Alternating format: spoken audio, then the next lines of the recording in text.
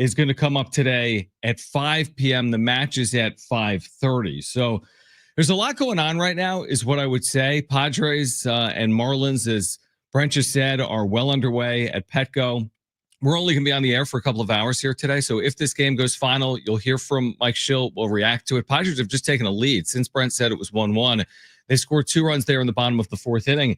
They've taken a 3-1 lead. So we'll get into it. But I recognize that a lot of Padres fans are probably watching or listening right now. With that being said, it's also a really significant day potentially for both Miles Byrd and for San Diego State. Will he stay in the draft or will he return to the Mesa? The Aztec standout guard has until 8:59 p.m. tonight to make his decision. And to be honest with you, I'm just kind of refreshing because it could come down at any moment, because we've been talking about it for the last, few weeks here, that he went through the scrimmage process at the combine. He's been evaluated by NBA teams. He's been working out, and literally the clock is ticking, and it's going to be pretty impactful, obviously, for San Diego State. If he returns, the sky is going to be the ceiling, right, for the Aztecs. If he goes, I think they've done enough this offseason via the portal with retaining talent, with adding to it, where they're going to be in really good shape next year either way. I think they're fine either way, as we talked about yesterday. Clearly, Miles Byrd is such a good player, Brent, that the ceiling for the Aztecs is highest, I would say, heading into the year if Byrd returns, but we don't know what he's going to elect to do.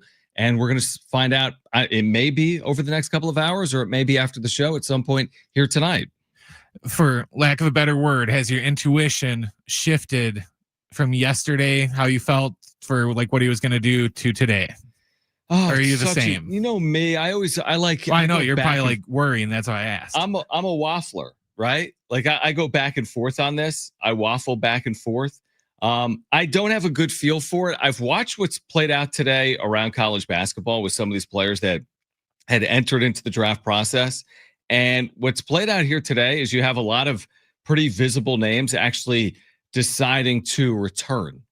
So you've had like Auburn guard who had a nice combine decide to return. Otega Owe at Kentucky. I think a lot of people thought he would return. He also announced earlier today that he's going to return, but I don't have a good feel. I feel like for each player, it's such an individual decision. Like just because some player at Kentucky returns doesn't mean Miles Byrd is going to return. And just because, some player at Kentucky decides to go doesn't mean that Miles Byrd is going to decide to go.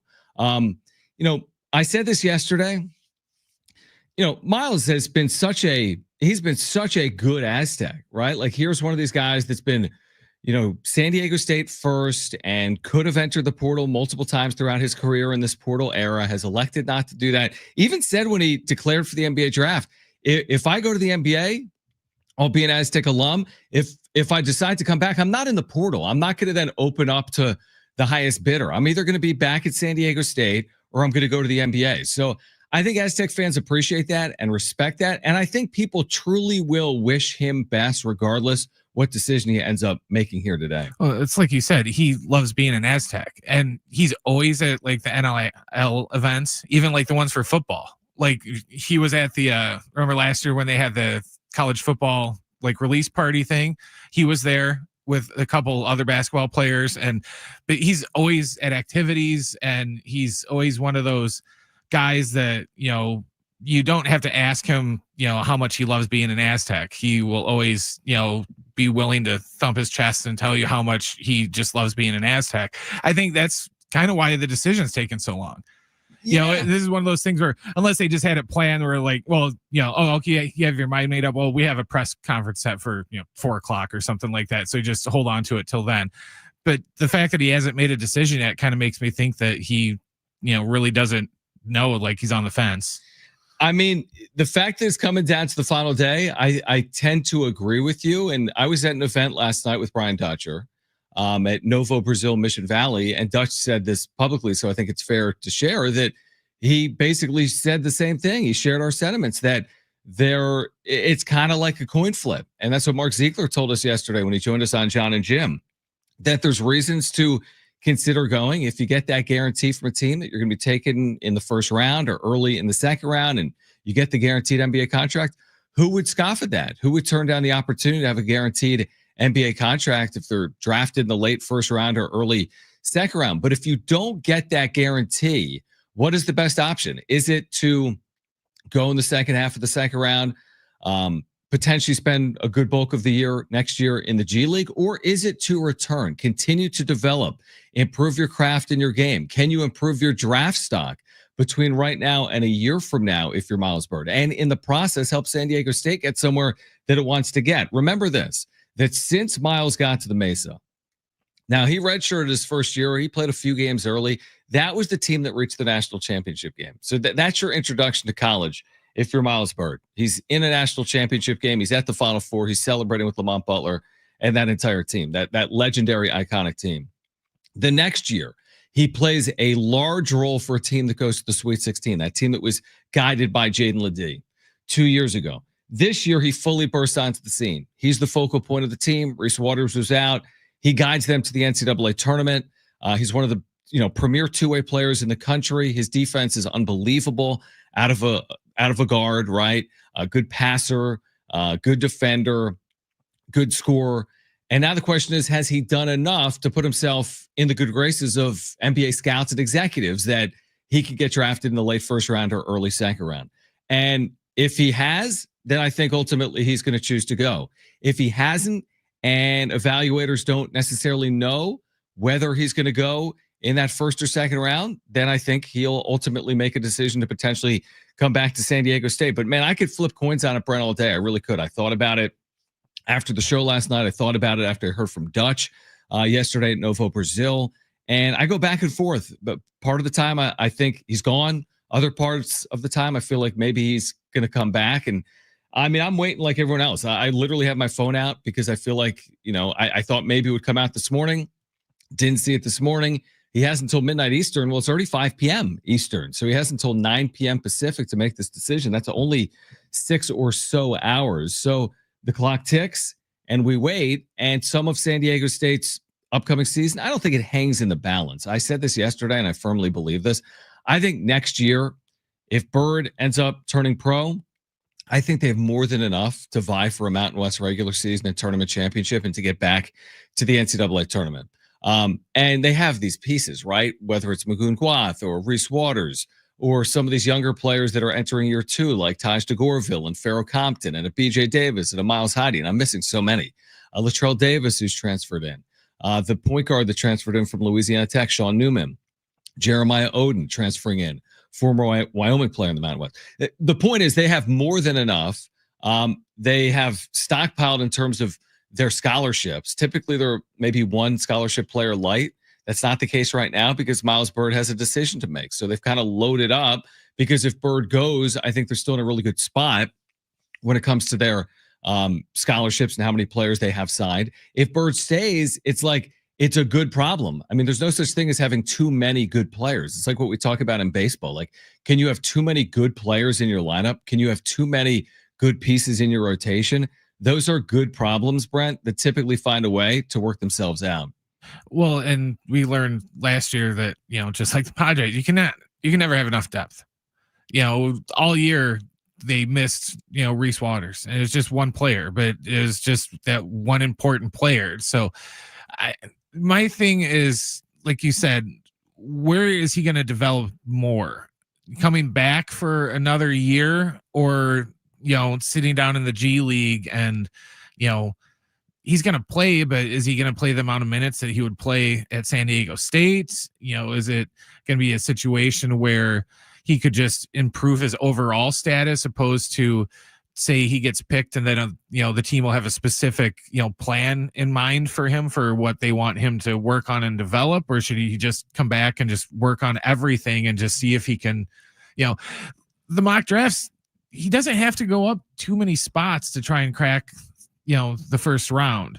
And everyone knows you have a good tournament and that can just do wonders for, your draft stock. You can go from being an unknown to, a lottery pick just by having, a good round of tournament games. Yeah. I mean, I think a good example of putting together a year that really catapults you from second round to first round is the Colorado State standout, Nick Clifford, that we've seen over the years. He was considered a year ago to be an NBA prospect, but he decided to return. his grade, so to speak, was probably a second round grade. And now by returning to Colorado State and putting together the year he did, and they did win an NCAA tournament game, to your point, he's probably put himself in a position where he's going to go in the top 20 of this year's draft. So he's really improved his stock. Is something possible like that for Miles Byrd if he returns? Yeah, absolutely. It's a possibility. But we wait, is the point. We continue to wait on the decision for Miles Byrd. If it comes down between now and 4 p.m., we'll offer our thoughts. Again, short show here today. SDFC Midweek Live with Darren Smith is going to begin at 4 p.m. Darren, I think, is going to be able to join us in studio before SDFC Midweek Live, before SDFC plays the Seattle Sounders tonight on the road at 5:30. I think Darren's going to swing by the studio, hopefully, and join us at some point in the 3 p.m. hour.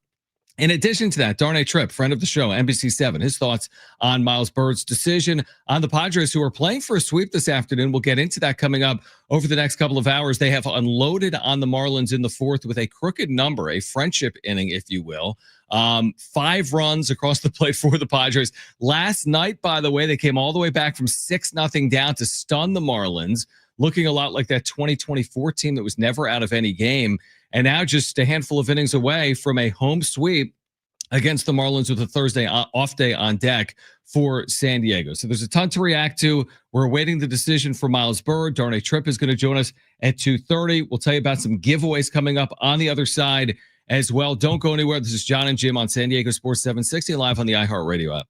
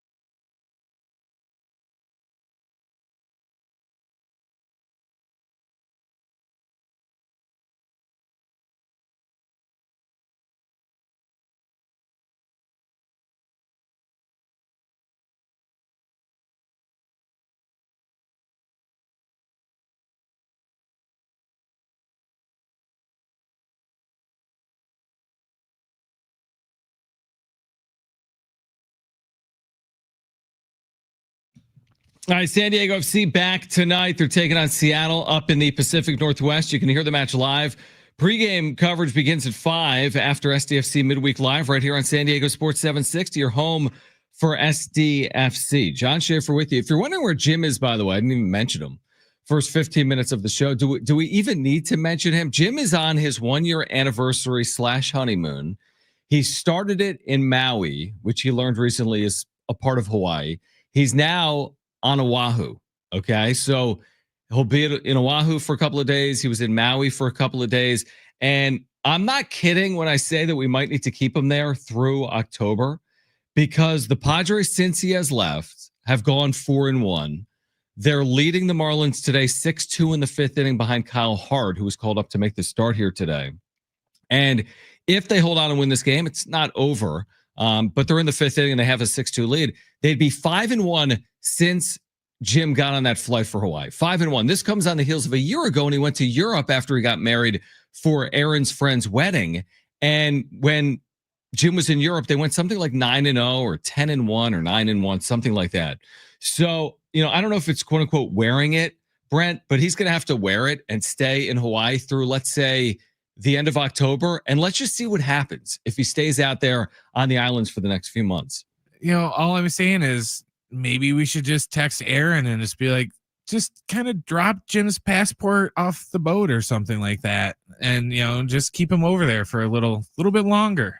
Yeah, this. Right. I don't think he'll mind. He looks like he's having a lot of fun. Yeah, it could be way worse than having to spend the next 4 or 5 months in Hawaii. But again, every time he goes away, and he never goes away, but every single time he leaves the continental 48 states, which is so rarely, the Padres become the best team in baseball. So somebody said, we need to plan a trip to Fresno for Jim in October. I mean, again, that's not leaving the continental 48, but the point being, we need to plan a trip for Jim at some point this October. Now, last night, to touch on the Padres, I know they're playing, and I know a lot of people are probably watching or listening, but last night, to me, the win, of course, was impressive. You come back from 6-0 down, but you told me something at the break. I completely agree with you. My takeaway, the way I'm going to remember last night, is for what played out defensively with their young second baseman, the Marlins, Ronnie Simon. Yes. Now, initially, he was credited with 4 errors. They did change one from an error to a hit. So he committed 3 errors in 4 innings. It would have been a Marlins record if they kept it as an error, if he had committed 4 in one game. I found it interesting that watching Padres.tv last night, Brent, Jesse Agler, who was on the call on TV yesterday, said that it has been over 100 years since a player in a major league game committed 5 errors in a game. It's been over 100 years. That to me is amazing with how many games there are that no shortstop would run into the most disastrous day ever. So 4 tied the most errors over the last 100 years. But again, they took one away. The part to me that really got to me is like, I talked about it yesterday. It's like, these are human beings, but we lift them up on a pedestal and we want them to perform at this high level, which I get, completely fair. They make a lot of money. They're on TV. They're public figures.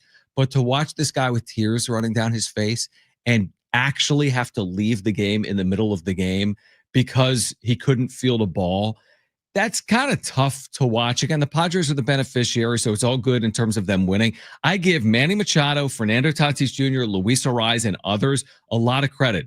At least those 3 players reached out individually to Simon over the last 24 hours to say, listen, dude, it happens. Manny had a game last week with 3 errors in an inning against Toronto. So it's a part of sports. Sometimes you're the hero, sometimes you're the GOAT, not the greatest of all time, but like a GOAT. And last night just was one of those nights for Ronnie Simon. And, it's one thing too, if he was like some, A-Rod level, like player to where, he's making Juan Soto type money and big stuff like that. It's like, oh yeah, I feel, he's pretty much just a rookie and just kind of a mid-level player that's trying to find his way. And yeah, just seeing him when he had to walk off the field and you could tell that he was kind of out there, just crying, and is just, you just felt bad for him. Obviously we benefited for all of his errors, but going back, I don't think it's surprising that it's been 100 years since someone had 5 errors. No, they won't leave him in the game that long. Right. Once you hit the 3 or 4 mark, they're just going to take you out just to save face for yourself almost, so that you don't break the record, I think. By the way, we have breaking news. We have breaking San Diego State news. Miles Byrd has made his decision. He will be back on the Mesa for his redshirt junior year. Miles Byrd will be back for his redshirt junior year. Massive news for Aztec fans. I had mentally prepared myself for Miles to enter the NBA draft. Let's be honest. Jim said a couple of weeks ago, I want to get selfish and have him return. Okay. Because that's how important he is to the team ceiling next year. And I, of course, always agreed with that. I knew they'd still be in good shape without him. Now they're going to have some of the highest expectations they have ever had in program history, returning a player that in all likelihood a year from now is going to go into the NBA, could be a first round pick. They're returning one of the best players in the country, truly. Brilliant all around skill set, coming off a very good redshirt sophomore season with room for growth and development. Miles Byrd has just announced on Instagram he will be back for his redshirt junior year. How about that? Huge, huge news for Aztec fans. And you talk about a shot in the arm in the middle of your offseason as you look towards the fall. And San Diego State is going to have all the expectations in the world. We'll talk about it with Darren Tripp from NBC7 on the other side. Miles Byrd is back on the Mesa for 2025-26. This is John and Jim on San Diego Sports 760 and live on the iHeartRadio app.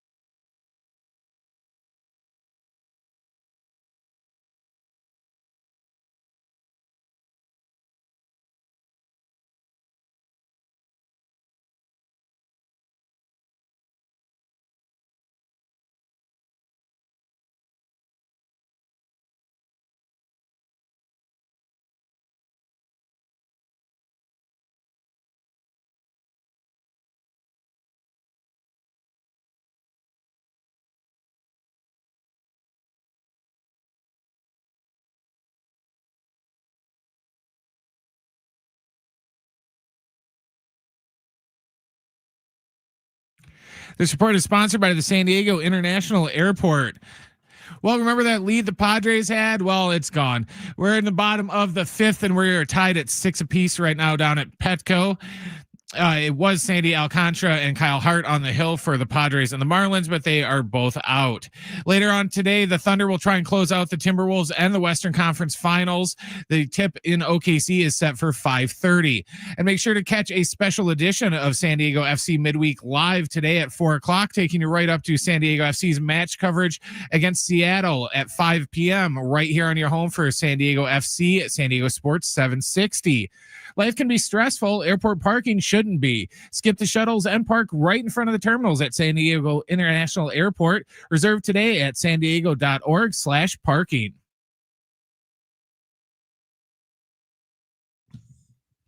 All right, so we just told you on the way out of the previous segment that Miles Byrd made the announcement on Instagram. He will return for his redshirt junior season. How about this for timing? Darnay Trip NBC7. He's at Petco Park. I reached out to Darnay earlier, and I knew that today was going to be the day, right? I mean, he had to make a decision one way or the other by 8:59 tonight. I didn't know it would be 5 minutes before Darnay decided to hop on. So we'll get into the Padres, Darnay, but appreciate you taking time for us.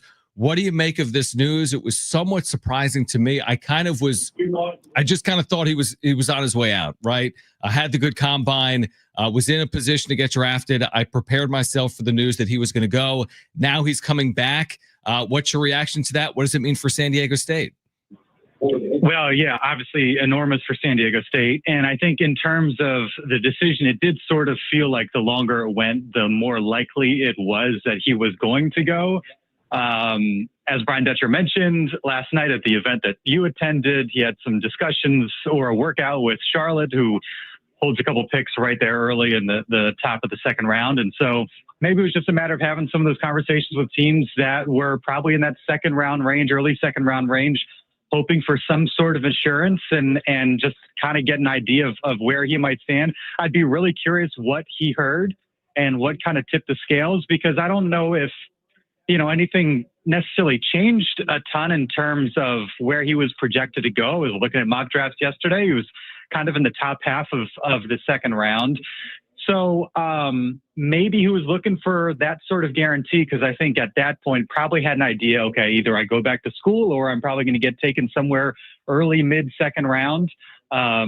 Apparently, the information that he gathered made him more comfortable going back to school, which is obviously massive for San Diego State. But I do kind of agree with you in that the longer it went, the more I felt like, okay, the NBA might be in his immediate future. I mean, think about this offseason, Darnay, and Darnay Trip NBC7 with us right now from Petco Park. We'll get into the Padres, but we were under the impression collectively that Magoon Gwath was gone. He had entered the portal. He elected to return. Miles Byrd, I think a lot of people after the combine made the assumption he was gone. He has now elected to return. This is a deep, deep roster. Maybe there's some recency bias in terms of this roster being as stacked or loaded as any in the history of San Diego State men's basketball, but they've got 13 scholarship athletes. They retained basically the entire team other than Nick Boyd. They've added via the portal. What are the expectations going to be for this team? I think they have to be huge. I think, certainly ranked. There have been years where I thought, okay, for sure, like a top 15 team, and they're closer to like the 20 to 25 range. Definitely ranked. If I saw them somewhere in the top 15, I wouldn't be shocked. Not really knowing the full landscape elsewhere. It's at this moment, it's kind of hard to say without really looking into it. But just in terms of the talent that is there, with a guy like Miles Byrd, with Magoon Gwath, the depth, the transfers, returning Reese Waters, that's a legit team that should get that recognition preseason, again, somewhere top 15, top 20, and then looks like a team. Again, we haven't seen them all on the floor together, although we have seen a lot of these guys. There will be some new pieces, Nick Boyd no longer around, but the pieces appear in place for another NCAA tournament run, whether it's a Sweet 16, whether it's a Final Four. That will be determined. We're a long ways from that. But all you want at this point is to feel like you have a team that has a chance to win a conference, to be ranked, to win some games in March. And you don't have to look too hard at this team to feel pretty confident that the pieces are in place for that kind of year. I guess my last question related to San Diego State in this era, Darnay, where it just seems harder and harder. If you're not like Ohio State football or Kentucky basketball, it just seems like the cards are stacked against you.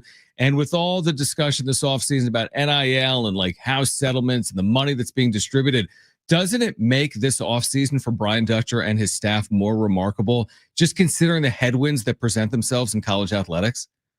No doubt. And I think, there's so much consternation about NIL, about the transfer portal. And there are programs that certainly have it really, really hard. But I think what Brian Dutcher and the Aztecs have shown us is if you have a true program, if you have relationships with your players, if you have some history, if you have guys that come back on campus that are pros, all that factors in. Players want to be in that type of environment. When you can go to the NCAA tournament, when you can be around pros, you're going to be developed, you have coaches that are invested in you, that stuff still matters. And it's not just going to come down to the dollar total, as we saw with Magoon Guath. And I get the concern of Aztec fans and San Diego State fans. It's hard. Last offseason was hard. There were some surprising departures.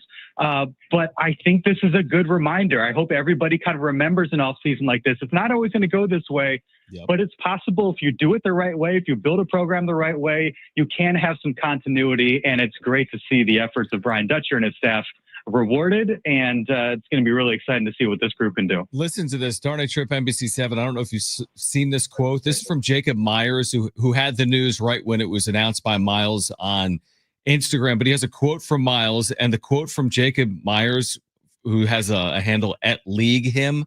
The quote from Miles is, "I'm returning to graduate, get stronger, fine-tune my game, and win a national championship."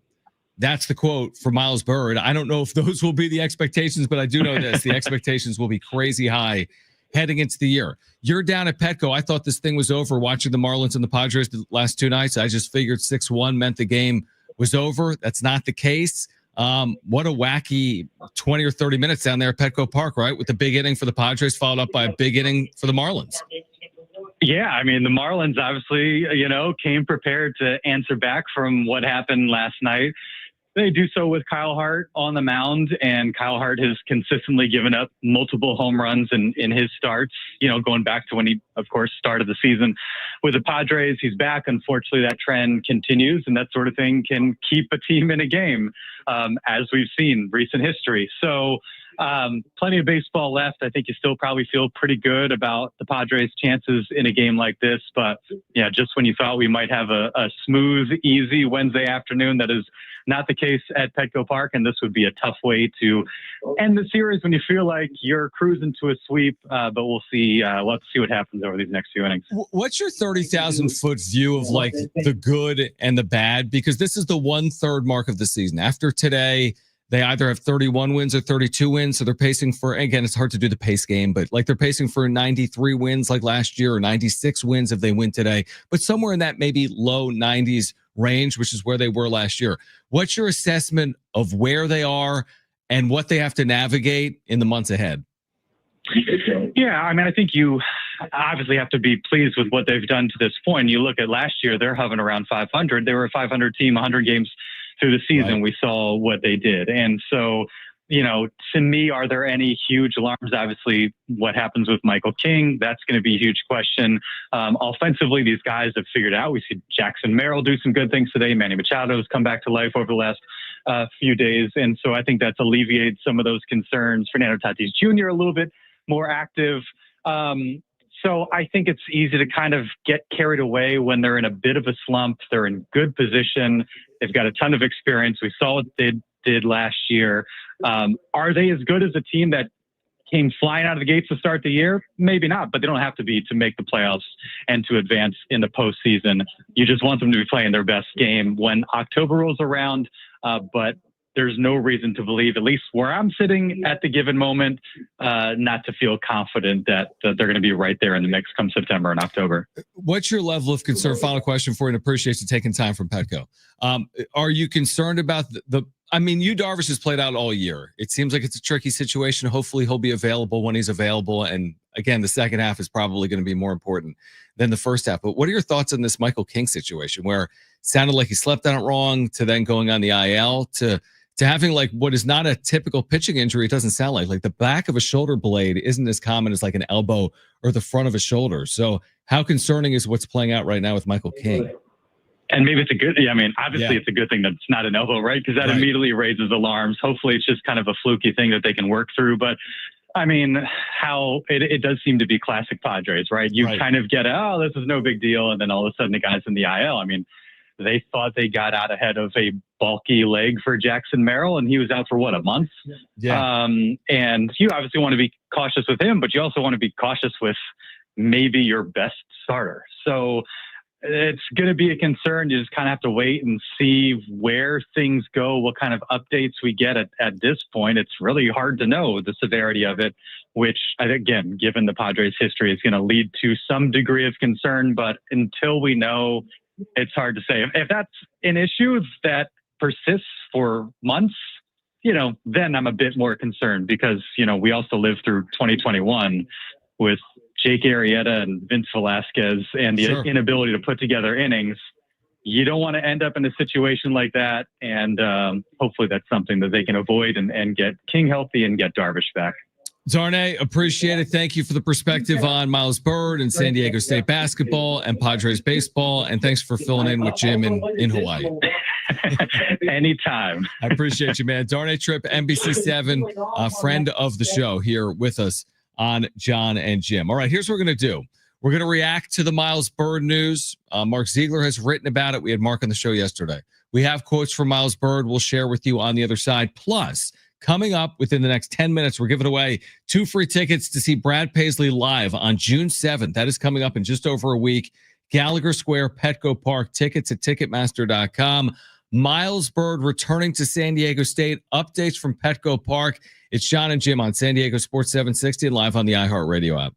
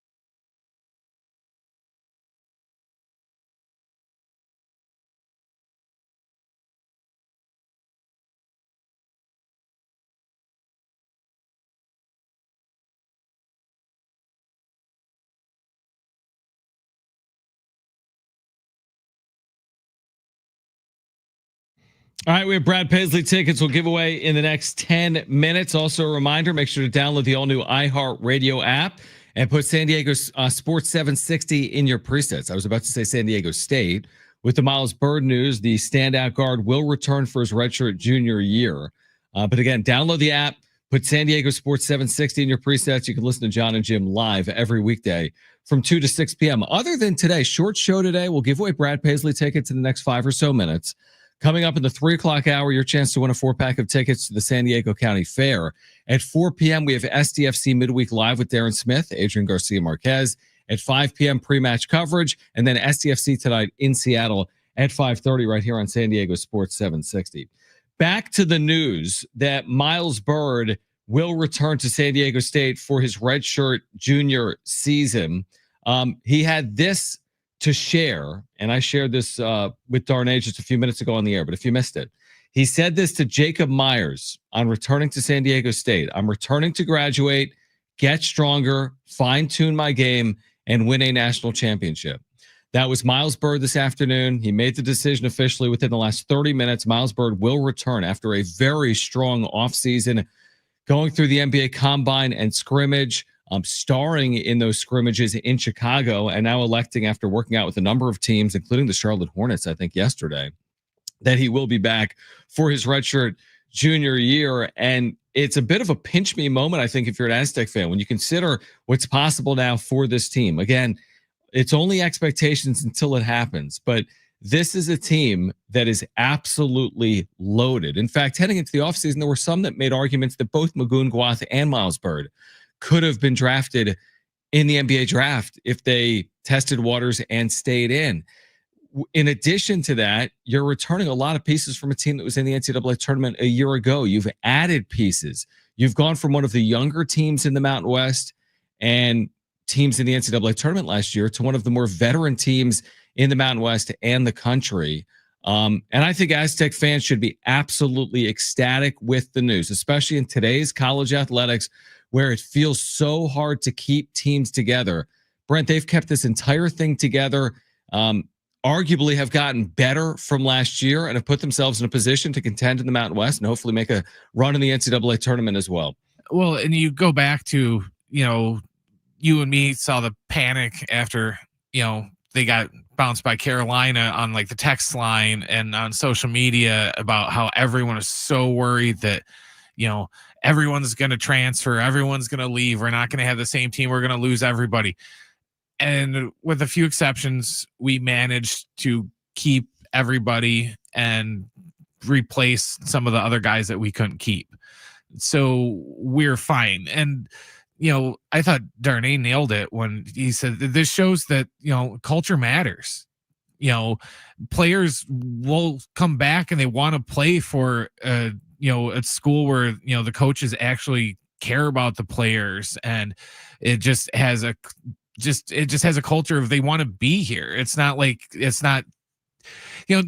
lot of places now, they don't necessarily want to be there. They're there because somebody wrote them a check, or, because they got some big NIL deal with cars or something, to where it's refreshing just to see that culture still matters and that they can just build a culture here that players want to play for and players want to come here and play. And what a difference a couple of months makes, because remember, the first day of the offseason essentially was the day that Nick Boyd entered the transfer portal, and Aztec fans thought the sky was falling. Yep. Because you had put together this team that basically was like a 2-year team, where you felt like this past year was just going to catapult them to further heights the next year, but you needed to get these players back. The BJ Davises, the Miles Heides, the Taj DeGorvilles, the Pharaoh Comptons, right? You wanted all these pieces back, and then day one of the offseason, you lost Nick Boyd.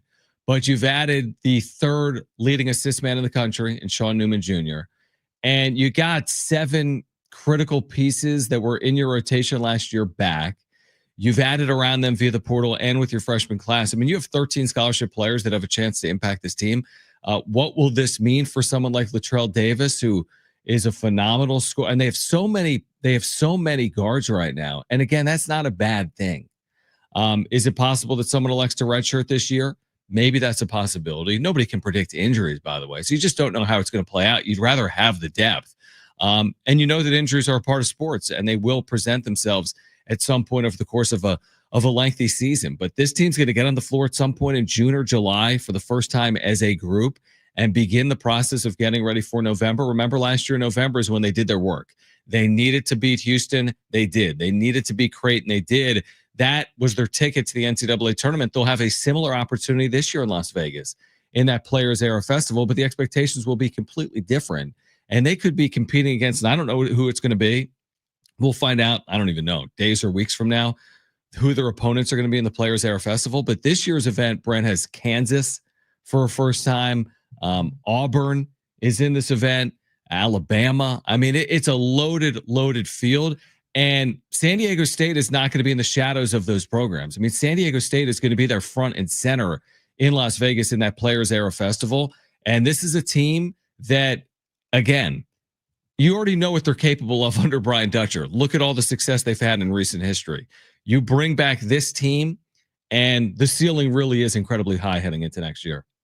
Hey, they could play Doug Gottlieb and UW Green Bay. Oh, wait, no, they can't. Did you see that earlier this week? No, what happened? They tried to get into the players tournament. UW Green Bay really? And Gottlieb did, but they got denied for like the second year in a row. So in I don't think typical Gottlieb fashion, he was like throwing a fit about it. Yeah, I don't think they're going to be in this event, but San Diego State is for a second consecutive year, and they already announced that. Remember, a neutral court game against Arizona has been announced as well. The Mount West, obviously, the last few years has gotten a number of teams into the NCAA tournament, including from an at-large perspective as well. I think you had 4 teams this past year, 6 teams the year before that, 4 teams the year before that. So again, if you're an Aztec fan, today is a great day. And again, the expectations every year with San Diego State men's basketball is to get to the NCAA tournament because they've done such a phenomenal job year in and year out. And the expectations with this team are going to be even further than that, right? Beyond that. And just look at Miles Byrd's career here. And I talked about this 30 or 40 minutes ago before we knew his decision. Red shirts, they're in a national championship game.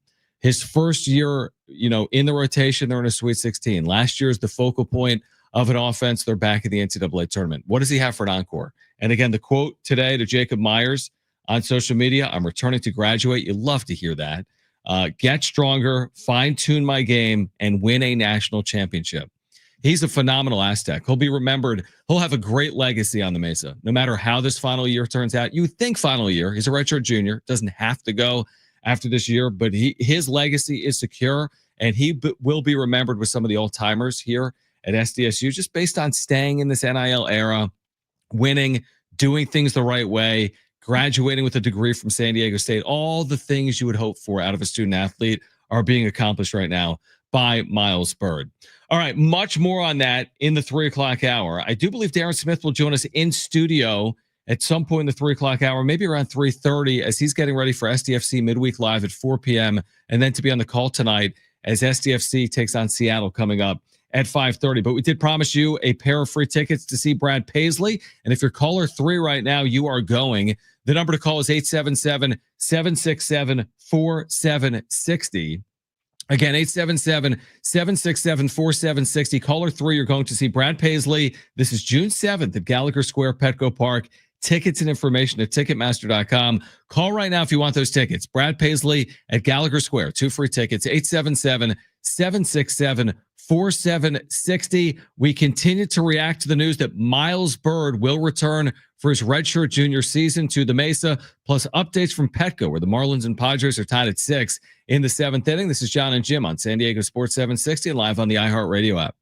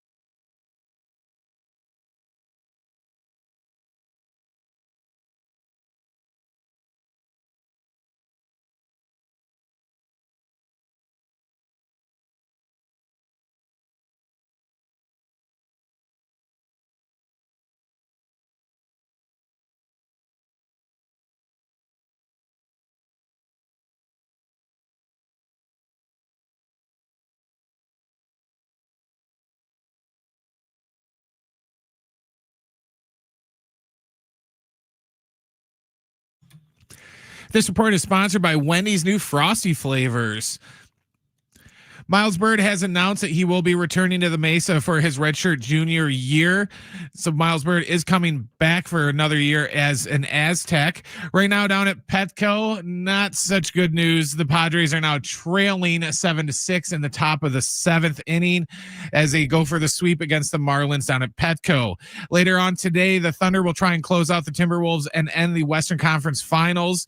The tip in OKC is set for 5:30. And make sure to catch a special edition of SDFC Midweek Live today at 4:00, taking you right up to the team's pre-match coverage versus Seattle at 5 p.m. right here on your home for San Diego FC, San Diego Sports 760. If you love Wendy's classic chocolate and vanilla Frosty flavors, they have some big news for you. They're announcing all new Frosty Swirl and Frosty Fusion flavors. So it's the same creamy treat you've always loved, now with a flavor refresh. A refresh on a classic? Gotta be Wendy's at participating U.S. Wendy's locations.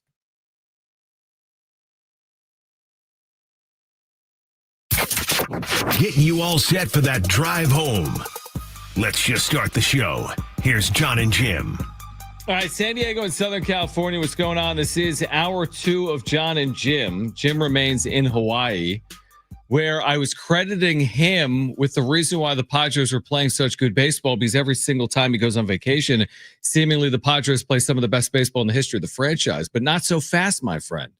The Padres had a 6-1 lead evaporate today at Petco. They now trail 7-6 in a wonky game in the top of the 7th inning. Still a lot of time. They'll come to the plate at least 3 more times, right? 7th, 8th, 9th inning if necessary.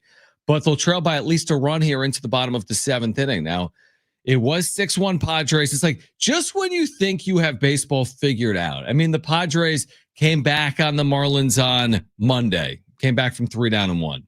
Manny Machado, big home run. Yesterday, they came back from 6-0 down to win. Today, they race out to a 6-1 lead. You're like, this thing is over. Like, start up the bus, start up the plane. Miami's ready to get home, right? After this nightmare of a series, not so fast, my friend.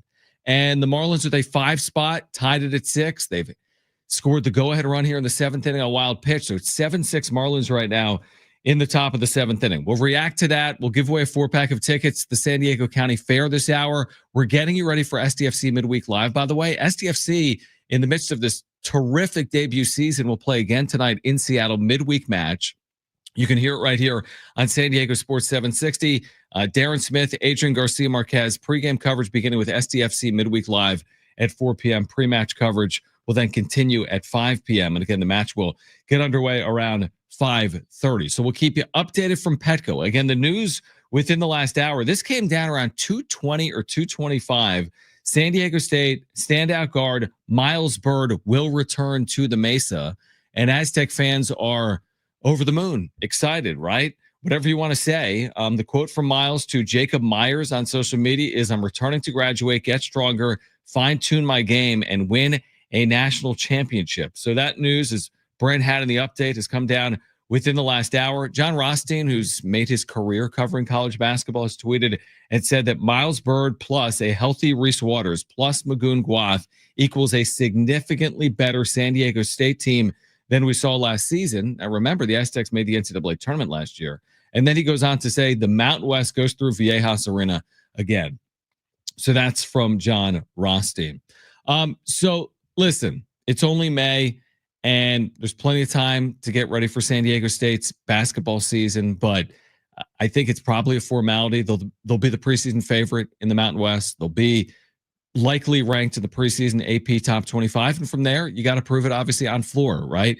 Games aren't played on paper. Where San Diego State's always been great, though, is like they exceed expectations. You go into the year optimistic, you think they're going to be good, and they go from good to very good, or they go from very good to great. So they're going to go into this season, with arguably their best and deepest roster ever. And that's why the expectations are going to be so high.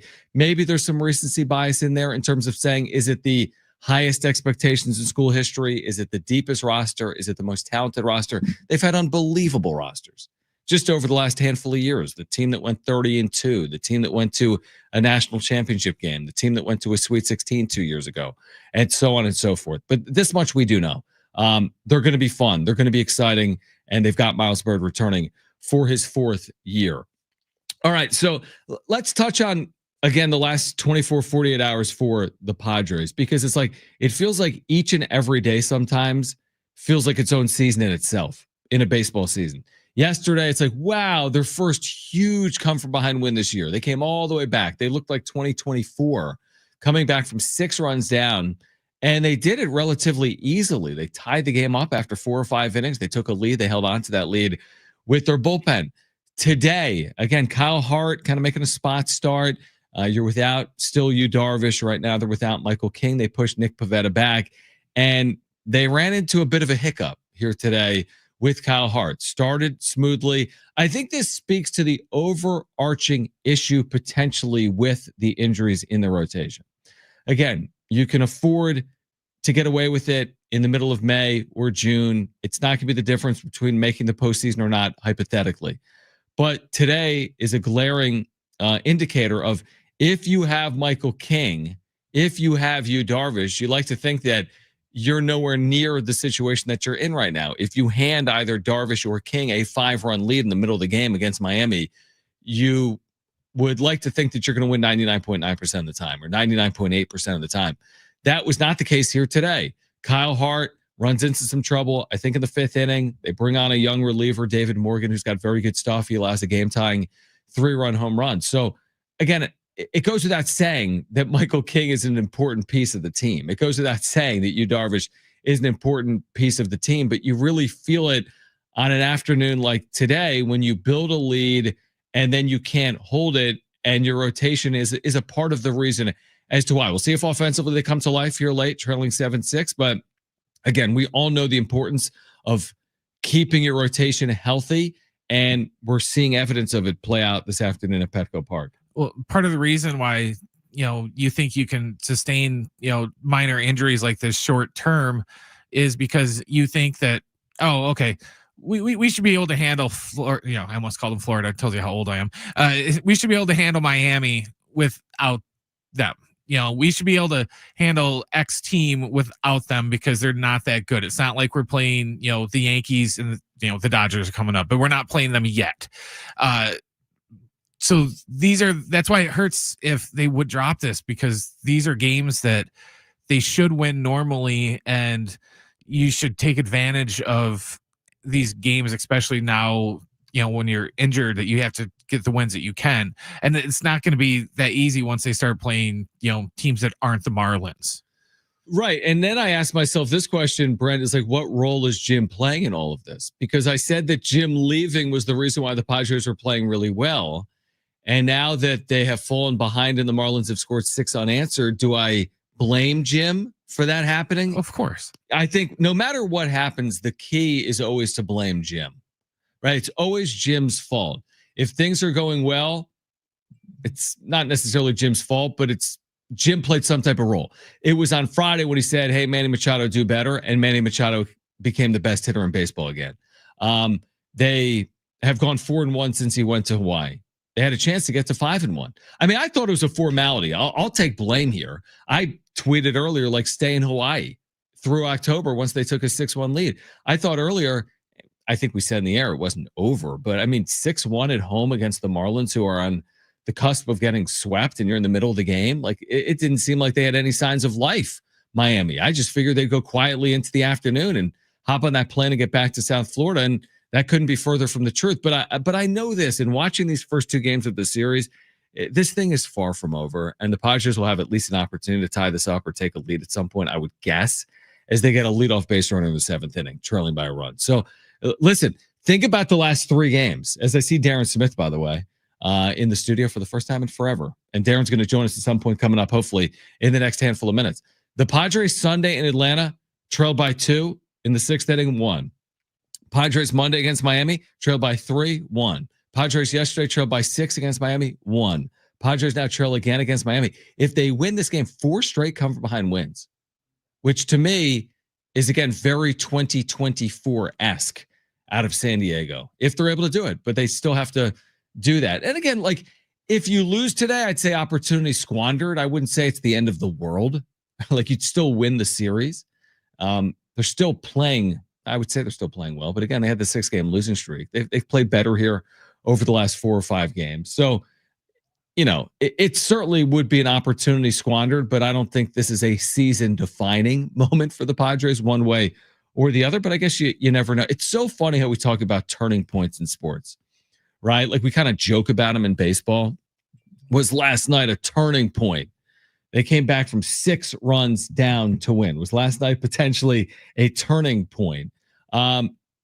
Is there really such a thing in baseball? You're only as good as your next day's starting pitcher, and today is further proof of that. Well, the other thing, I just looked up the Marlins bullpen ERA is 4.83. So not great. Yeah, they're not exactly, the murderer's row out there. So they're going to give us opportunities to come back. All right. So we'll keep you updated from Petco, where the Padres have fallen behind the Marlins after opening up a 6-1 lead. Who would have ever thought, right? I was telling Jim to stay in Hawaii, never come back. Everything's great. And the Marlins with 6 unanswered runs have taken a 7-6 lead. It is great, by the way. I just mentioned a moment ago. It is great to see Darren Smith, who is in the building. He'll be on. Yeah, he's coming. I'm going to take a break right now because I want Darren in here. I want to talk about SDFC. I want to get his thoughts on the Padres, on Miles Byrd making this decision today to return to the Mesa for his redshirt junior season. A lot to catch up with Darren going on right now in San Diego sports. So Darren Smith will hop on the other side. Don't go anywhere. We've got that 4-pack of tickets to the San Diego County Fair to give away as well. This is John and Jim, San Diego Sports 760 and live on the iHeartRadio app.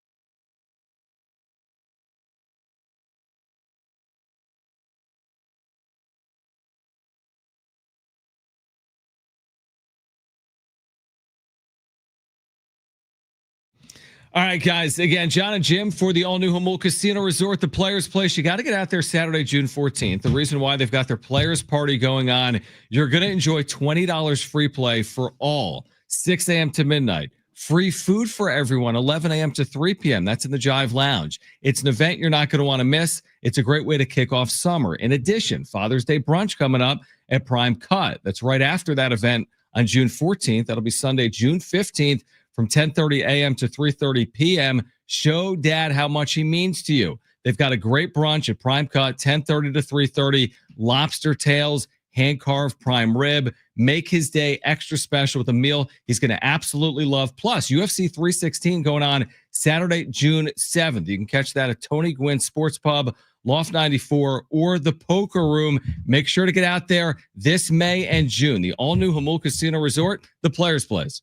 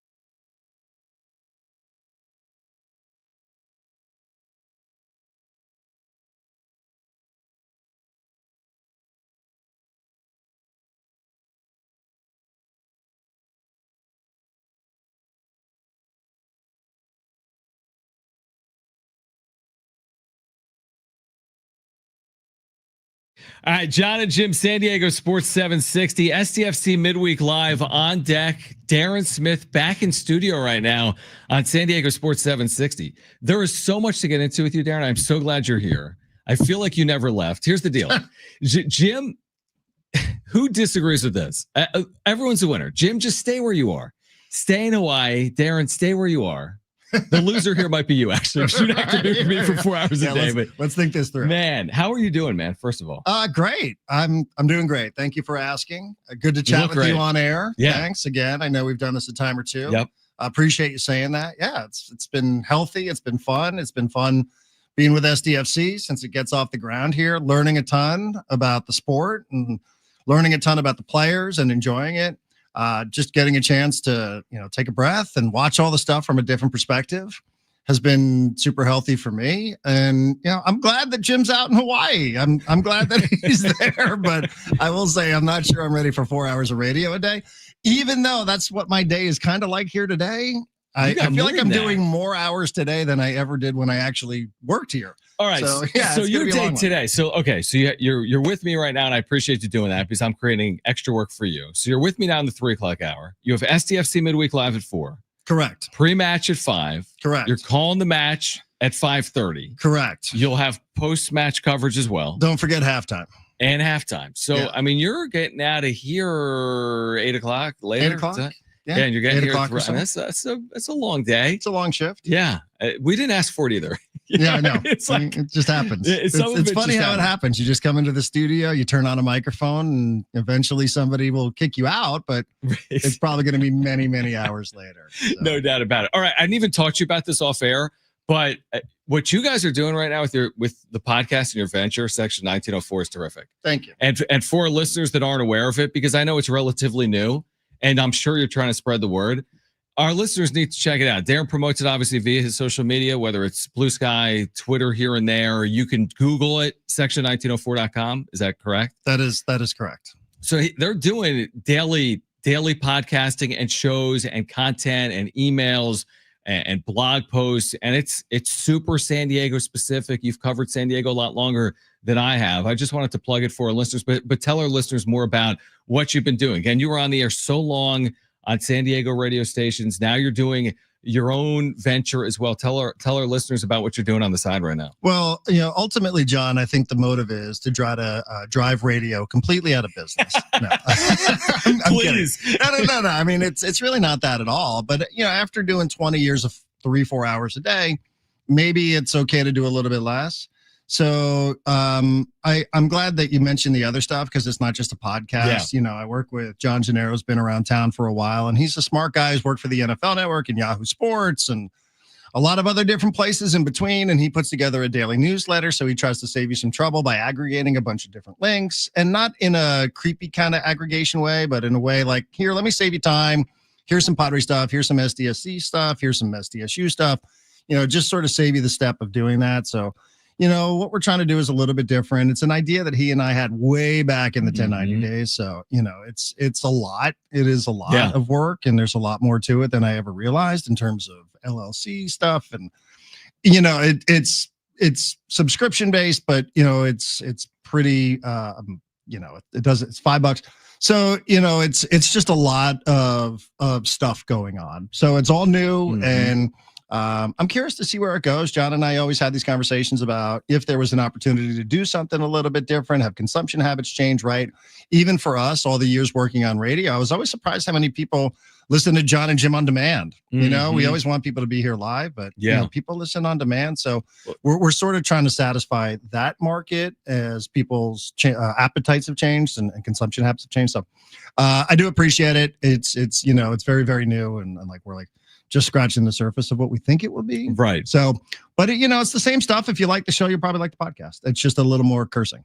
Yeah, which is good. Honestly, I've really enjoyed it. I know our listeners will enjoy it because I know our listeners have been listening to Darren for a long, long time. So Darren Smith is with us in studio. You used to do this a little bit with Marty and your producers over the years. You would start a show and be like, there's actually a lot of different ways we could go. Like the Padres are playing the Marlins. We could talk about that. Miles Byrd just announced on Instagram he'll be back to San Diego State. We could talk about that. SDFC is playing brilliant soccer. Of course, there's been the off-field discussions as well about what played out this past weekend at Snapdragon Stadium. Start where you want. I'd love to get your 2 cents. Padres 1/3 of the way through the year. San Diego State basketball. SDFC will play tonight about midway through the regular season. Where do you want to start with? What's most appetizing or appealing for you to start with here today? Well, I would say I'm probably most prepared to talk about SDFC and Sounders, just because that's what I've been doing for 2 days, is watching a lot of Seattle Sounders games, even more so than the Padre games. Because when you play Saturday night, and then you had this holiday weekend, and now you have a midweek match, and then you have another one coming up this weekend with Austin, it's a lot to cram into a short amount of time, while also trying to have a life and go for a bike ride and a barbecue on Memorial Day weekend. So I'm probably most prepared for that. But you and I were just sitting here in the break, and I walked in, and the Marlins were beating the Padres 7-6, and Gavin Sheets had a 2-run homer. Right. And I mean, what a story this is, and I've done this long enough to know, I'm sure a lot of the conversations about what the Padres don't have, like a left fielder. Yeah, right? absolutely. Like competent catching. But that being said, like this has to be the story of the season for the Padres. I don't know that that's accurate. I listen to you guys when I'm in the car. I don't know what the reaction is, but this has to be the story of the season for the Padres, does it not? The way Gavin Sheets has played? He really has, this is where AJ Preller gets credit. Like a year ago, there were these fringe type players, Donovan Solano or David Peralta or like a Jeremiah Estrada, kind of off a scrap heap type situation. And they emerge and they play pivotal roles. And now Gavin Sheets, who's, by the way, controllable, I think, for a number of years beyond this year. So if they want him, they can have him, and they clearly want him. But yeah, you're right. It's not just a hit for power, but it's like he's been clutch. He's come big through. Hits. Like really big hits. Big hit in Atlanta on Friday. Yeah. Night, right? Big hit just now. You could say whatever you want. The Marlins aren't good. But somebody's got to hit the ball over the fence. Right. And it feels like this guy, in terms of who you would want at the plate on a team with Fernando Tatis Jr., on a team with Manny Machado, he's quickly entered that conversation of people that you would want in the plate in a clutch situation. Yeah, definitely. Which is crazy, because he's got 150 at bats, somewhere in that range as a Padre. And already I think he's earned a little bit of that just based on the type of hits that he's had. And Jackson Merrill's a guy that seemed to do this a ton last year. Right. So I don't know that he is the story of the Padres, but somebody who's not every day, 3 hours a day doing Padre, like it just feels like that's the story to me so far. Yeah, through a third of the season. I agree with you. It's so hard. We were just talking about this off air. Like, you think you have something figured out with baseball, and then you have no idea. Right. Like, we react so strongly, and then you have the opposite reaction 24 hours later. I guess my general takeaway at this point in the season is like, they're good. How good maybe remains to be seen. Like, we don't know if they're great. We don't know where they're going to finish, but there's no reason to think that they're not going to be a good team that's vying for a playoff spot based on everything that we've watched play out, I guess, over the first couple of months of the year, right? They just seem to be, a good team that probably could use some upgrades at the deadline, but that's like most probably good teams. And I think that's something that's interesting to think about. Yeah. Right. Because, for the most part, I think you'd say, the team overall has done its job, and it's in a pretty good position, still sitting second in the West. I think I have that right. Yeah. So I know looking at standings in May has always been something I've vowed not to do, but I think I have it right. And I think the fans have done their job. The fans are great. They show up every single night. Every day you go on social media, it's like another attendance record. It's crazy. What is the organization going to do when it's time for reinforcements? Right. I don't know. I just don't know the answer to that. I'd like to think that reading the room a little bit, if it calls for a starting pitcher, if it calls for a financial investment for another bat, I'd like to think that the team doesn't have to go dumpster diving, looking for some reinforcements, that it can actually add somebody of quality over the next couple of months, whenever the deadline is. But I know that's still a long ways away, but it's something I think on the back burner for me 100%. About the Padres is what they are willing to do to add. Obviously, it feels a little bit fragile. It feels fragile because of Michael King, because of the uncertainty about Darvish. Mm-hmm. So, there's always that there are different ways that a season can go sideways on you pretty quickly. But yeah, I think it's about where I thought it would be. I don't know that I thought it would come out of the gate and pick up where it left off last season in terms of being the best team in baseball over the second half. But it got off to a really good start, a much better start, frankly, than I thought it was going to. I thought they kind of meander into the season. And as we know, as Kevin Acey loves to point out, they are a Mike Schultz is a second half manager. Second half Schilt, 100%. Yeah. So I mean, I think you can always, you could always want to be better, and you can always find room for improvement. But like I'm as a Padre fan, I'm pretty satisfied with where they are. 100%. I think most Padres fans would agree with that. All right, Darren, you got a few minutes. You can stick around. Are you good? I'm sitting in this chair for the next 6 hours. Perfect. So I want to get Darren's thoughts on everything transpiring with SDFC, including their awesome start to the season as they get ready for Seattle here tonight. Plus, let's give away a 4-pack of tickets to the San Diego County Fair coming up in the next 15 minutes. SDFC midweek live at 4 p.m. SDFC Seattle at 5:30 right here. Keep it here. Sean and Jim, San Diego Sports 760 and live on the iHeartRadio app.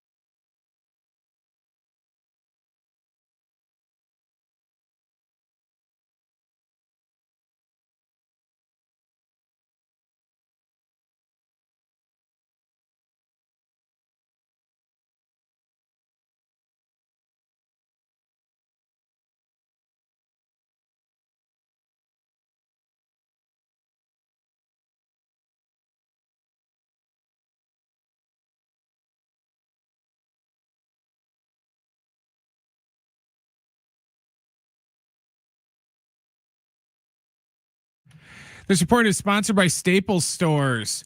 Right now down at Petco Park, the Padres are going for a sweep against the Marlins right now in the bottom of the 8th.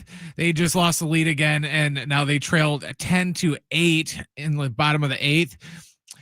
Coming up later today, the Thunder will try and close out the Timberwolves and end the Western Conference Finals. The tip is set down in OKC for 5:30 p.m. And in Aztec news, Miles Byrd has announced that he will be returning to San Diego State for his redshirt junior year. Make sure to catch a special edition of SDFC Midweek Live today at 4:00, taking you right up to SDFC's matches or pre-match coverage against Seattle at 5 p.m. right here on your home for SDFC San Diego Sports 760. How many times have we all said that was easy? Well, the Staples Easy button is back, and it's got everyone saying it again for custom prints, shipping services, even passport photos. Plus, quality products delivered the next day to over 98% of U.S. Staples. That was easy.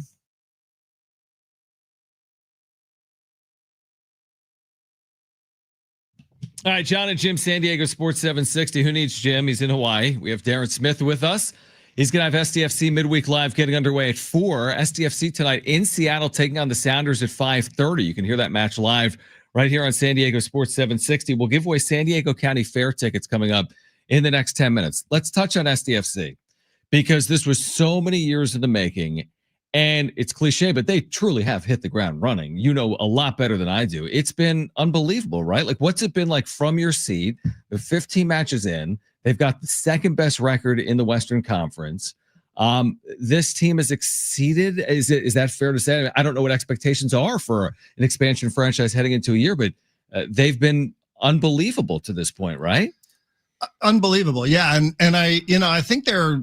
We just talked about it with the Padres. You never want to get too deep into the on pace for kind of conversation, but through 15, they are on pace to do some things that other expansion clubs have just never done in terms of setting a handful of records, but probably premature to talk about it. I think, for me, the one thing that they said they wanted to be was entertaining. They wanted to they used a bunch of these words, and you've had a chance to chat with some of these guys that wanted to play with initiative. And, you're like, what does this even mean? What are they talking about?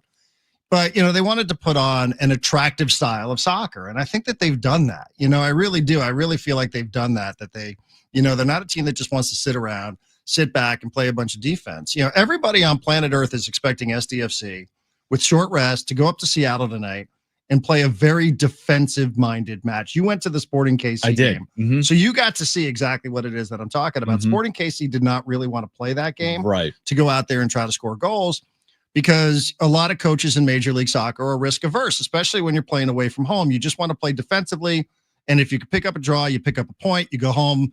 People think that's a good strategy for success, and it probably is. But SDFC doesn't really want to do that. They always want to go out there and try to play for 3 points. They want to play for wins. And they weren't sure exactly how that would translate in terms of wins and losses. But through 15, they're in second place in the Western Conference. So it's translated. They said, we're going to be exciting. Now, that might mean, winning or losing 4-3 every week. Right. But I think that they've really been surprised with how well they played defensively. Their 2 center backs have been outstanding. They're playing 2 18-year-olds on the back line who I can't imagine this was part of their plan since both of them are on loan from other clubs and they just got here over the last couple of weeks.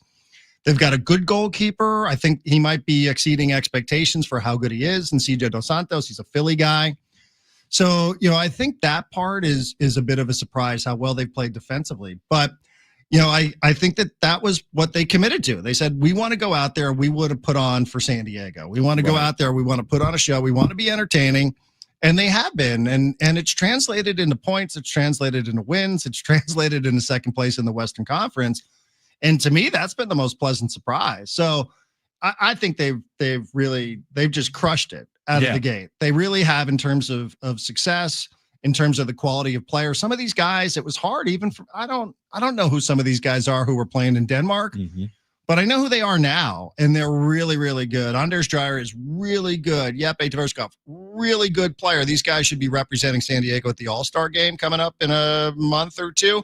So they're that good, and they're turning a lot of heads around the league, and I think that's a great thing, and it's been an exciting thing to watch in person and hopefully to listen to on the radio. Yeah, it's honestly, first of all, it has sounded great here. It's been enjoyable to attend. The crowds have been terrific. I hate that it's even a talking point what happened post-match Saturday, because the match is unbelievable and the way it finishes is incredible. How about Adrian's call? How about my call? How about me saying absolutely nothing for 2 minutes? That's well done. That's I feel like Jonathan Rifkin would have been so proud. Right, exactly. That I just like let it breathe. out. I just let it breathe. I said nothing. So there's like this amazing moment, Darren, and you've covered the sport and watched the sport as a fan for so long. And then afterwards, there's these altercations in the crowd. And this isn't the first time it's happened in professional sports, and it's not soccer specific. We've seen it in football and baseball and other sports in U.S. and abroad. But I'd love to get your reaction to it. I mean, again, you know the sport so much better than the average fan than I do. Again, when you win in the manner in which you win, you don't want it to take away from that. So how do you react when you see what happens, the way it played out post-match? What's your reaction, and what's been the club's reaction to what played out at Snapdragon after the match on Saturday? Yeah, I think the club has had the right reaction. And, I have a friend of mine who said, well, why did they put out a statement? They're just drawing attention to something that not a lot of people saw. There were 30,000 plus people that were at Snapdragon Stadium on Saturday. And I would pretty much bet that 99% of the people didn't see what it was that happened. Right. I got to admit, I didn't see what happened, and I was in the stadium. I was on air on the post-game show. This is happening literally across the field from me, and I don't know how I didn't notice it. I did see some security running around a little bit after we were done, and then a helicopter showed up. I was like, wait a second, what's going on here? But I think the club took the right approach because, the club doesn't want this. And I think that Mikey Varas is a very sincere person, and when he says, our morals, we are not about this. Full stop. That's it. Like, not open for discussion. We appreciate everybody's passion. This isn't what we're here for. This is not what our values are. I'm with you. I hate that he has to talk about that. And I don't like that the club has to put out a statement, but I think you do. There's no real manual for how to do this. And I think that if you don't do it and you don't acknowledge it, then some would interpret that as you being a bit complicit, or you thinking that it's just okay, or what have you, right? So it's not the first time we've seen this sort of stuff, and it's not soccer specific. To your point, we've seen it with games at Petco Park. We've seen it with Los Angeles fans and San Diego fans. I don't think they bring out the best in one another. Yep, no doubt. I do think that there was a level of antagonism from LA fans that should not have created that type of reaction. But I do think that there was a level of antagonism. And, I think it's something that the club is going to have to address. I went to Spain a couple of weeks ago, and I went to a Barcelona-Inter Milan match. And at the Inter Milan match, there was probably 2,000-3,000 fans from Milan there. And they just have riot police in the stadium. They're like, you're not going to get through this. Right. You are not. And if you try to, you're going to get the baton. So, good luck. And I don't know that's where we have to go. I will say, there's been a couple of incidents like this, and both times it was an LA team. So, as I said, I think we all can acknowledge whatever the sport is. Over the years, sometimes these two cities and the fans of these two cities don't always bring out the best in one another. So, I think that was what happened. And I think the club made it very clear that this isn't something that it will tolerate. And this isn't something that fans should feel like they're entitled to do when you go to a stadium. So I hate that it took away from the game, because I thought the game was brilliant. I really did. I thought the game was brilliant. I thought the moment with Chucky in the 95th minute was brilliant. And I hate that for a lot of people who maybe don't feel comfortable talking about it, it's easier to talk about this because this is cut and dried and this is black and white. And some of the nuance of the game, maybe is a little bit lost. So, that much. But to your point, obviously I'm following the Knicks. I just saw a story about 2 Knicks fans got stabbed by a Pacer fan. You're like, what is this? Right. It's a sporting event, and you should feel passionately about it.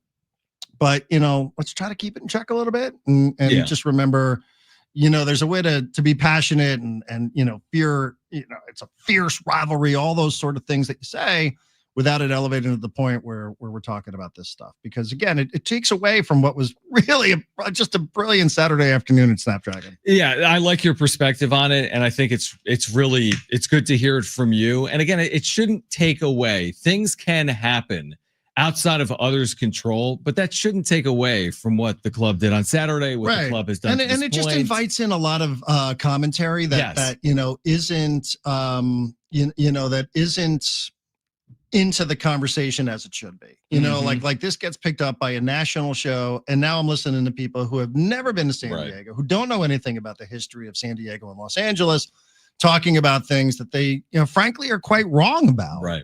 And, then others, you just invite in a lot of elements that you don't want involved in this conversation. Yeah.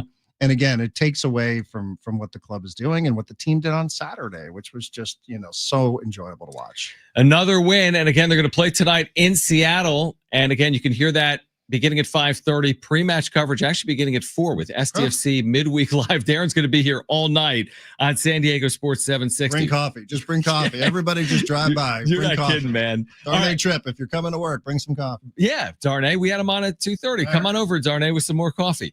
We promise you a 4-pack of tickets to the San Diego County Fair at the Del Mar Fairgrounds. Caller 5, you are going. Call right now, 877-767-4760. Caller 5, you're going to the San Diego County Fair, 877-767-4760. That is a free 4-pack of tickets to the fair, 877-767-4760. Darren Smith in studio, SDFC Midweek Live coming up at 4 p.m. I want his 2 cents on Miles Byrd. His announcement this afternoon, returning to the Mesa for a redshirt junior year. This is John and Jim, San Diego Sports 760, and live on the iHeartRadio app.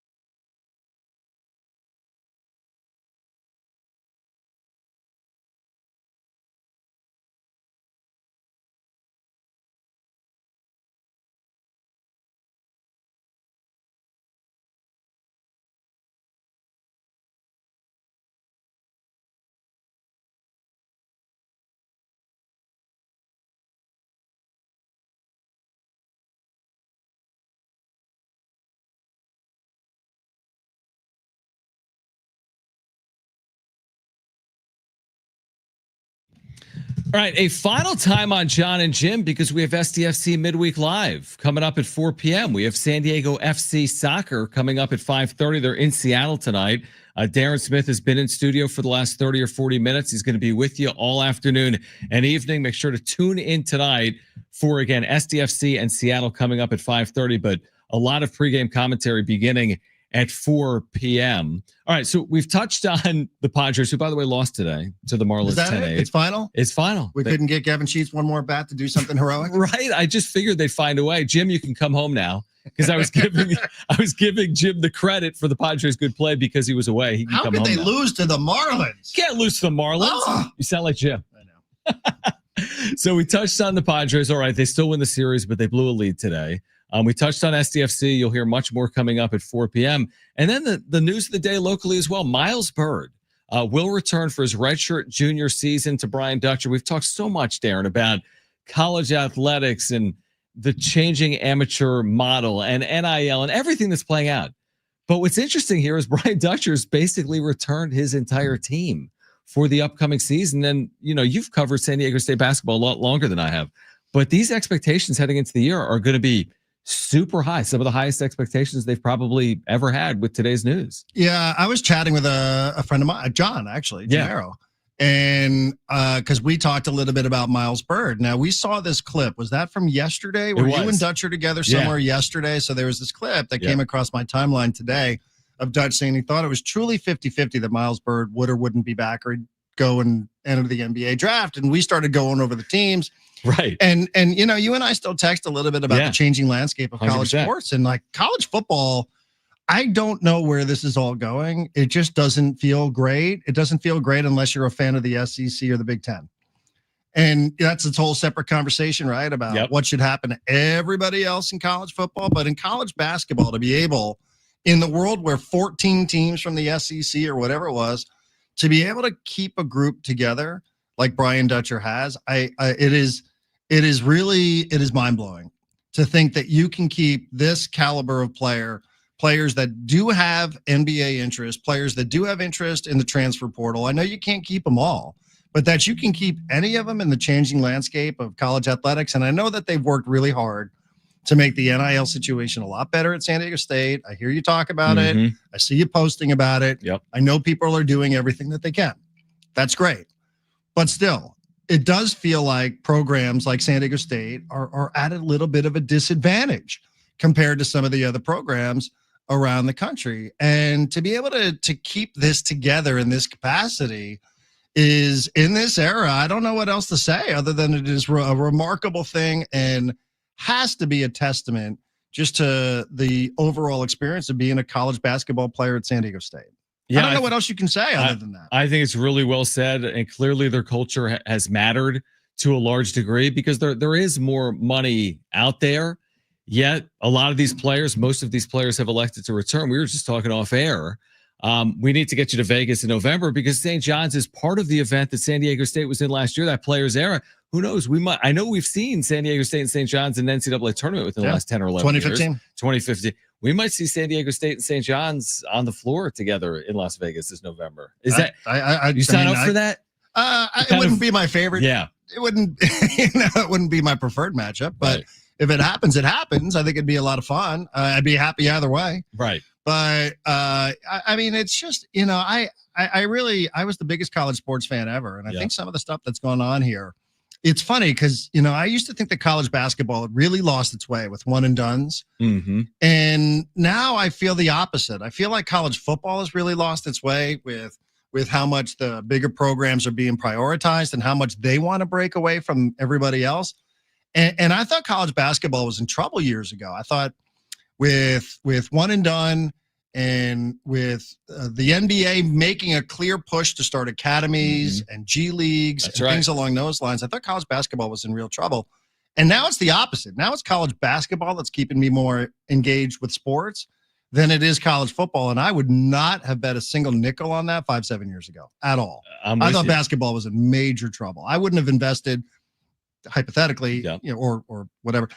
I wouldn't have invested any time or any money in college basketball. I thought it was all college football, and now it's the opposite for me. Yeah, no, 100%. I think that's well said, and we've seen over the last 20 No offense. I mean, I know that you know, you're I on the mic. I like him. You know, it's interesting because you're like me in the fact that we have both been longtime fans of college sports.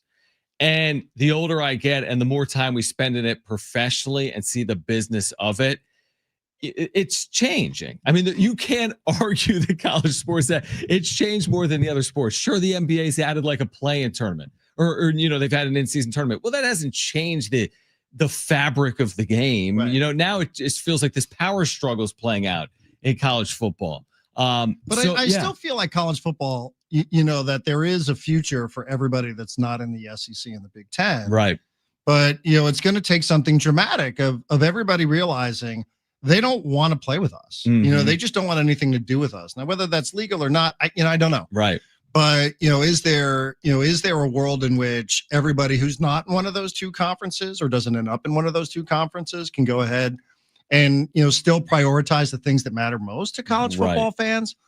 History, tradition, pride of alma mater, all those sorts of things. I think the answer is probably yes. Sure. I do think that there is a world out there. It would be difficult. It would be different. But, I do think that there is a world out there where you can be a successful college football program if you're not one of those top 40, 50, whatever it ends up being, 60 programs. But, you're going to have to rely on the things I think that make college football great in the first place. Mm-hmm. And, I don't know where the appetite is for that amongst the people who are running the programs. But I do think it's out there conceptually. I'll just leave it to other people to try to figure it out. Right. And that's the beauty of the NCAA tournament with basketball has always presented those opportunities. Like at least in your mind, you're like, wow, St. Mary's on any given night, St. Peter's on any given night, maybe this will be their year. Now, this past year, remember, we didn't see a lot of upsets. People blamed NIL. Well, it's a small sample size. Right. I mean, does it really mean an 11 seed can no longer be the 6 seed? What was it, 3 years ago, San Diego State and FAU? We're exactly. We're in a national championship game. So I think the sample size is still pretty small. But again, I am encouraged with where college basketball is, or with all the money in college basketball, for San Diego State to be able to retain its roster really is a credit to the Aztecs.